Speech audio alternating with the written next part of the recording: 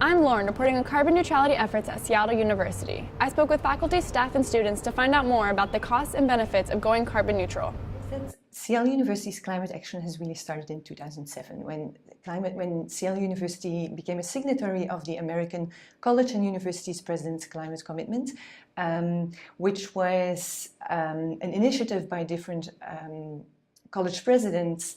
They were motivated by the conviction that higher education institutions should take a lead on climate action and sustainability action, that we have the capacity and the responsibility to do so for the sake of our students and of our societies. So in 2010, Seattle University has committed to reducing its emissions with 12% by 2020 and 51% by 2035. Today, in 2018, we calculated that our emissions have reduced with 10% since 2009, which is the baseline of our climate action plan. So the recommendation that CEGS and the PCS has for Seattle University is, one, to make a commitment to carbon neutrality and go even a step further and commit to carbon negativity.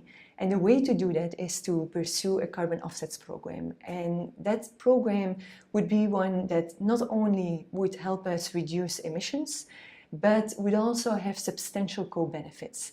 It would support educational opportunities, social equity, environmental biodiversity and conservation projects, and have economic benefits as well as increase our community partnerships locally and globally.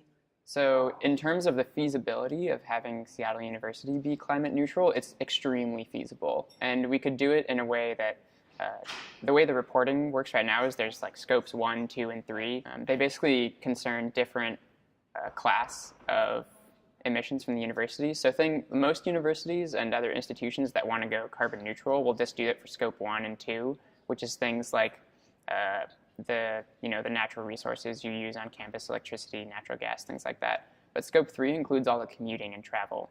And so when you compare Seattle University's emissions versus other campuses, we actually have a lot less, even if you include scope 3.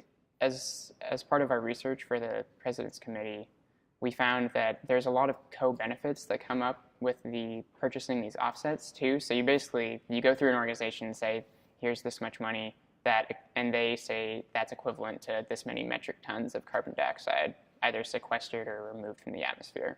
So things that normally come up are things like planting trees or reforesting landscapes, or it could actually be a system that actually harvests CO2 from the atmosphere and puts it into an underground well or things like that. There's so many different ways it can be encompassed. But I think that because climate change is truly something that we need to have some urgency around in order to protect future generations from sea level rise and the problems associated with the other problems associated with climate change, someone has to do something.